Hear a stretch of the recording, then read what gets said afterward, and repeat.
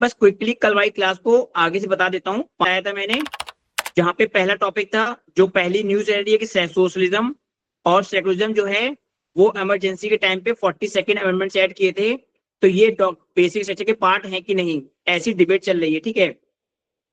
दूसरा जो न्यूज में टॉपिक था डॉक्ट्राइन ऑफ बेसिक स्ट्रक्चर पे, भारत के संविधान की मूल संरचना पे, वो था जो हमारे वाइस प्रेसिडेंट थे जगदीश धनखड़, उन्होंने बोला था कि डॉक्ट्राइन ऑफ बेसिक स्ट्रक्चर से अनलिमिटेड पावर आ रही है। ठीक है, बिकॉज ये नॉट डिफाइंड है। क्लियर। और ये कहीं ना कहीं जुडिशियल ओवररीच कर रही है अकॉर्डिंग टू वाइस प्रेसिडेंट। तीसरा टॉपिक चल रहा था, तीसरा जो करंट का डिबेट चल रहा है कि चीफ जस्टिस ऑफ इंडिया जो फॉर्मर थे, उन्होंने बोला था कि chief doctrine of basic structure north star है, जो हमारी डेमोक्रेसी और जुडिशरी को क्या दे रहा है, डायरेक्शन दे रहा है। चौथा जो डिबेट का पॉइंट चल रहा है करंट में, कपिल सिब्बल ने बोला जो वन नेशन वन इलेक्शन है वो क्या है, against the doctrine of basic structure है। तो ये डिबेट चल रही थी।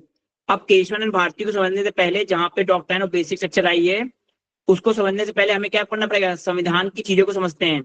तो वहां पे एग्जीक्यूटिव, ठीक है, लेजिस्लेटिव, जुडिशरी, ठीक है, कार्यपालिका, विधायिका एंड न्यायपालिका।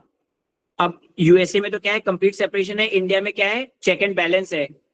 अब इसमें क्या होता है, डिफरेंट डिफरेंट केसेस आते हैं। अब मैं केस समझा दे रहा, क्या था, चंपकम दोहरे राजन में केस में क्या होता है, चंपकम दोहरे राजन में क्या होता है कि एक ब्राह्मण वुमेन थी जिसको रिजर्वेशन कारण उसको सीट नहीं मिलती है, तो वो क्या करती है, एडमिशन नहीं मिलता कॉलेज में, तो वापस वो सुप्रीम कोर्ट में जाती है और बोलती है आर्टिकल 15 मेरा वॉयलेट हुआ है, जहां पे state can not discriminate. Okay, वो बोलती है मेरी फंडामेंटल राइट्स वॉयलेट हुए हैं। ओके, फिर उसमें क्या होता है, अब यहाँ से डिबेट स्टार्ट हो जाती है फंडामेंटल राइट्स और डीपीएसपी के बीच में। अब आर्टिकल 46 कहता है वीकर सेक्शन के लिए आप स्टेट की रिस्पॉन्सिबिलिटी है कुछ प्रोविजन बनाना, लेकिन जो तमिलनाडु गवर्नमेंट का जो ऑर्डर था उसमें क्या होता है, अब वो रिजर्वेशन दे तो रहा है लेकिन उससे क्या हो रहा है, फंडामेंटल राइट्स वॉयलेट हो रहे हैं। तो यहाँ से टसल स्टार्ट हो जाती है।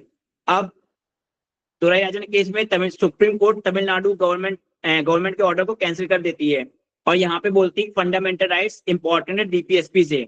ठीक है।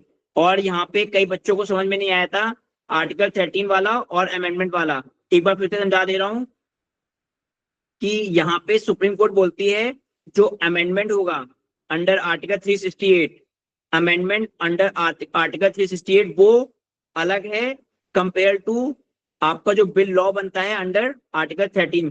कोई भी लॉ फंडामेंटल राइट से इनकंसिस्टेंट है तो वो क्या होता है, नल एंड वॉइड। वो केस और अमेंडमेंट केस दो अलग हैं according to Supreme Court in Dorai Rajan case. ठीक है, कंफ्यूज ना होना, जिसको कंफ्यूजन हो फिर से पूछ सकते हो। ठीक है। फिर यहाँ पे दो पॉइंट आते हैं चंपकाई दोराजन में कि फंडामेंटल राइट इंपॉर्टेंट डीपीएसपी से, और आर्टिकल जो 13 है वो 368 के बराबर नहीं है। इसको काउंटर करने के लिए फर्स्ट कॉन्स्टिट्यूशन अमेंडमेंट एक्ट आता है, जहां पे पार्लियामेंट रिजर्वेशन की पॉलिसी को फंडामेंटल राइट्स बना देती है। और यहाँ से जवाहरलाल नेहरू जो सोशलिस्ट थे, तो पार्लियामेंट दो नए चीज ऐड करती है, 31B और 9 शेड्यूल। 9 शेड्यूल का मतलब होता है कोई भी लॉ अगर 9 शेड्यूल में डाल दिया है तो जुडिशियल रिव्यू नहीं हो सकता। क्लियर। फिर इसको काउंटर करने के लिए, इसको चैलेंज करने के लिए शंकरी प्रसाद आता है। अब शंकरी प्रसाद में क्या होता है, इट वैलिडेटेड फर्स्ट अमेंडमेंट। यहां से क्या होता है फिर से समझना, अब वैलिडेट कर दिया गया है फर्स्ट अमेंडमेंट को। फर्स्ट अमेंडमेंट में क्या है, कहीं ना कहीं डीपीएसपी के प्रोविजंस हैं। ओके, तो यहां से क्या होता है, फर्स्ट अमेंडमेंट में क्या होता है, थोड़ा सा क्या करेंगे, फर्स्ट अमेंडमेंट में डीपीएसपी को फिर से इंपॉर्टेंट दी जाती है। अब समझना यहाँ पे एक गेम है, थोड़ा समझा दे रहा क्योंकि फाइट चल रही है किसमें, फंडामेंटल राइट्स और डीपीएसपी में। तो पहली बार में दोराई राजन में फंडामेंटल राइट्स को इंपॉर्टेंट दी गई, फिर सरकार क्या करती है, अमेंडमेंट ले आती है फर्स्ट, उसको चैलेंज करते हैं शंकरी प्रसाद में। अब शंकरी प्रसाद में फर्स्ट अमेंडमेंट को सुप्रीम कोर्ट वैलिडेट कर देती है। ठीक है। अब होता है क्या, यहां से चला आ रहा था टसल। ठीक है। अब यहाँ पे जब सुप्रीम कोर्ट ने फर्स्ट कॉन्स्टिट्यूशन अमेंडमेंट एक्ट को वैलिडेट कर दिया है, जहां पे डीपीएसपी की बात हो रही थी, तो यहां से शंकरी प्रसाद में डीपीएसपी को ज्यादा इंपॉर्टेंस दे देती है कौन, सुप्रीम कोर्ट। ये कंफ्यूजन है फिर भी बता देना, पहले में दोराई राजन में फंडामेंटल राइट्स को इंपॉर्टेंस देती है सुप्रीम कोर्ट, नाउ शंकरी प्रसाद में डीपीएसपी को दे देती है। ठीक है। अब इसको चैलेंज करते हैं गोलकनाथ केस में, जहां पे नेहरू जी खत्म हो चुके हैं, आईएनसी इंडियन नेशनल कांग्रेस वीक हो रही है, जुडिशियल स्ट्रांग होती है। वो बोलती है क्या कि फंडामेंटल राइट एब्सोल्यूट है, they can not be amendment, उनका अमेंडमेंट नहीं किया सकता। ठीक है। और जो लॉ अंडर 13 है वो equal to law amendment under 360 है, ठीक है। तो यहाँ से क्या होता है, जो अमेंडमेंट है, पार्लियामेंट की पावर वो क्या है, लिमिटेड है, क्लियर, और फंडामेंटल राइट सुप्रीम है। अब एक चीज समझा रहा हूँ, तुम लोग को याद करने में कंफ्यूजन होता होगा ना, बता देता हूँ, इसका आज बच्चों को था, समझा देता हूँ। देखो पहला केस क्या आता है, चंपकम दोनयराजन, उसमें क्या होता है, फंडामेंटल राइट्स को important greater than DPSP, okay. दूसरा केस क्या आता है, शंकरी प्रसाद, इसमें क्या होता है, डीपीएसपी को इंपॉर्टेंस देती फंडामेंटल राइट से। तीसरा केस क्या आता है, गोलकनाथ, गोलकनाथ में फिर से क्या है, fundamental rights greater than DPSP. अब यही देख लो, एक बार फंडामेंटल राइट्स को इंपॉर्टेंस, एक बार डीपीएसपी को, एक बार फंडामेंटल, तो आपको इससे याद हो जाएगा केसेस में, ठीक है। तो जिसको डाउट होता है ये ऐसे याद कर लेना, काम हो जाएगा तुम्हारा, ठीक है, ओके।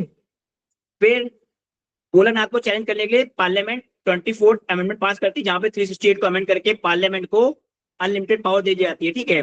और वहां से बोलता है कि प्रेसिडेंट को एसेंट देना मस्ट है। फिर इसी चीज को जो यहाँ पे 24th में अमेंडमेंट पावर की है, ठीक है, इसी चीज को अब इसमें क्या होता है, 25th अमेंडमेंट आता है, जहां पे नए आर्टिकल ऐड होते हैं जो डीपीएसपी के concentration of wealth, concentration of wealth को रोकने के लिए, मतलब आपको करने के लिए, आप कोई भी लॉ बनाओगे तो वो आपके फंडामेंटल राइट्स से इनकंसिस्टेंट नहीं है, ठीक है। For the purpose of article 39 B and C it cannot be challenge on the ground of DPS, ये आर्टिकल 1419, यहाँ से डीपीएसपी को इंपॉर्टेंस दे दी। सरकार क्या है, इंदिरा गांधी एंड नेहरू जी सोशलिस्ट थे, तो ये लोग डीपीएसपी को ज्यादा इंपॉर्टेंस दे रहे थे, ठीक है। अब केशवानंद भारती इसी चीज को चैलेंज करने के लिए वो बोलता है कि पार्लियामेंट की पावर अमेंडमेंट कर सकती है, बट बेसिक स्ट्रक्चर को, मूल जो संरचना है उसको नहीं चेंज कर सकती, ठीक है, clear. Limited but the power is limited, doctor basic structure आता है यहाँ से। ये जुडिशियल इनोवेशन है जो भारत की जुडिशरी को सबसे स्ट्रॉन्गेस्ट जुडिशरी बनाता है, strongest judiciary, clear, okay. 42nd amendment act है, जहां पे इसी जो 39 बी और सी के थे 24 में, उसको पार्लियामेंट और डीपीएसपी रिप्लेस कर देती है, लेकिन इसको फिर अनकॉन्स्टिट्यूशनल कर दिया था मिनिमम मिल केस में। और यहाँ से ही जो चला आ रहा है आज तक वो क्या है, जो बैलेंस है फंडामेंटल राइट्स एंड डीपीएसपी का, ये भी part of doctrine of basic structure है, ठीक है। यहाँ पे हम लोग ने कल पढ़ लिया था, पॉजिटिव बता दिए थे कि इसने डेमोक्रेसी को प्रोटेक्ट किया है, डिक्टेटरशिप से रोका है, ठीक है, कॉन्स्टिट्यूशन सुप्रीमेसी को किया है मेंटेन, फंडामेंटल राइट्स प्रोटेक्ट किए हैं, प्लस कई बार क्या होता है, जुडिशरी जो है स्ट्रॉन्गेस्ट जुडिशरी इंडिया की, अभी फिर क्या होता है, निगेटिव में क्या नॉट डिफाइंड है, अनइलेक्टेड की मेजोरिटी हो जाती है, वो भी सही नहीं है, और समवेयर जुडिशरी ओवर रीच है।